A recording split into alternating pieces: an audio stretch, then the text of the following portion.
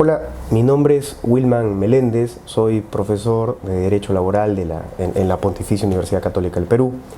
El día de hoy, gracias a una invitación de los amigos de IUS 360, vamos a hablar de algunas vicisitudes que se presentan al cese de la relación laboral para efectos del cobro de la liquidación de beneficios sociales. Pero también haremos un breve comentario sobre las posibilidades que detenta el trabajador para poder hacer efectivos sus derechos en caso que el pago de la remuneración no se genere durante la relación laboral. Debemos partir bajo el supuesto de que no se está cumpliendo con el depósito o el pago, sea de algún beneficio social en concreto o de la liquidación de beneficios sociales de manera general. Siendo así, situados en este contexto, hay tres posibilidades para el trabajador a fin de hacer valer sus derechos.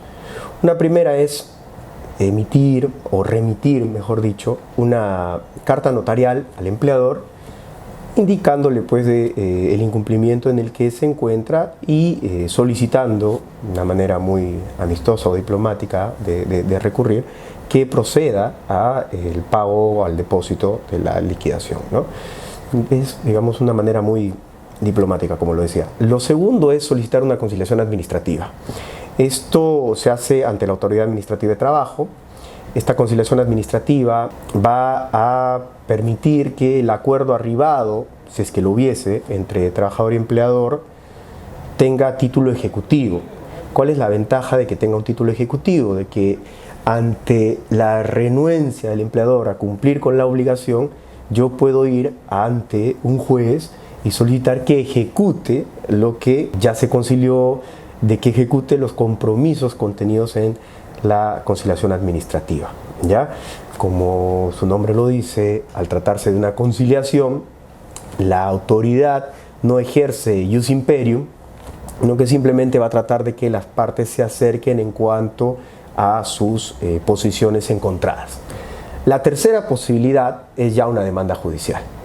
Ante una demanda judicial se va a pretender o se va a solicitar al juez que declare el derecho a favor del trabajador y que por lo tanto solicite al empleador el cumplimiento del pago de los beneficios sociales, ¿no? Esas serían las tres rutas con las autoridades competentes y con las distintas intensidades en cuanto a sus posibilidades de realización. En cuanto a la normativa aplicable concretamente sobre el momento en el cual el empleador debe cumplir con otorgar la liquidación, sea el documento formal como el depósito monetario de lo que ello representa, existen muchas normas dispersas. Considero que la más cercana a regular el asunto se encuentra contenida en el artículo 5, concretamente el numeral 5.4 del reglamento de la Ley de Gratificaciones. Este numeral lo que dice es que las gratificaciones truncas deben ser cobradas o conjuntamente con los demás beneficios sociales, para lo cual existe un plazo de 48 horas. Evidentemente el plazo es hacia el empleador. Entonces, claro, la lectura de ello nos haría ver que, si bien se regula un elemento de la liquidación, se menciona a esta y, claro, a todos los demás elementos que la constituyen. Por lo tanto, podría concluirse que la liquidación de beneficios sociales debe ser entregada y depositada dentro de 48 horas, ¿no?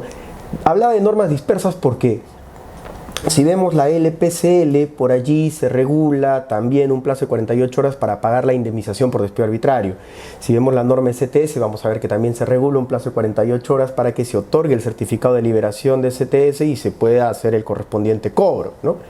Pero, insisto, creo que lo más inmediato, o no más inmediato, sino de repente lo más exacto está contenido sobre esta materia en el numeral 5.4 del artículo 5 del reglamento de la Ley de Gratificaciones. En cuanto a los elementos que tendrían que consignarse, anexarse a la eventual demanda, yo creo que en realidad en estos casos opera una carga probatoria hacia el empleador. Voy a explicar las razones de por qué digo esto.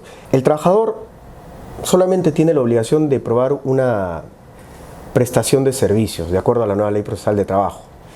En casos como este, creo que estamos dando por sentado de que no hay duda sobre la relación laboral. Entonces, establecidas las cosas de este modo, la nueva Ley Procesal de Trabajo establece que el empleador tiene la obligación de probar el cumplimiento de sus obligaciones laborales.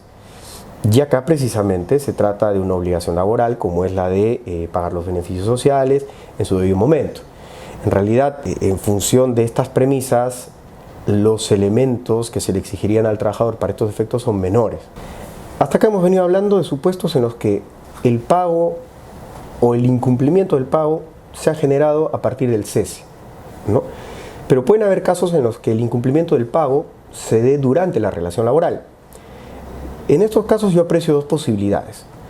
Una primera posibilidad inmediata es recurrir a la autoridad de fiscalización laboral, a la SUNAFIL, y denunciar ante ella el incumplimiento de mi empleador. Lo que va a suceder acá es que se generará una orden de inspección y el inspector acudirá al centro de trabajo, comprobará el incumplimiento, inclusive de repente no es necesario acudir al centro de trabajo, sino que simplemente mediante una comparecencia va a comprobar el incumplimiento y va a requerir al empleador a que lo subsane. Si es que no lo subsana, lo que va a suceder es que el empleador terminará siendo multado doblemente. Por un lado, será multado por la infracción sustentada en el hecho de no cumplir con la obligación del pago oportuno, y por otro lado, sería ya multado por la infracción sustentada en el hecho de no cumplir con el requerimiento, lo que tipifica como obstrucción a la labor inspectiva, ¿no? Pero esto, digamos, ante la posibilidad de recurrir a la autoridad de fiscalización laboral.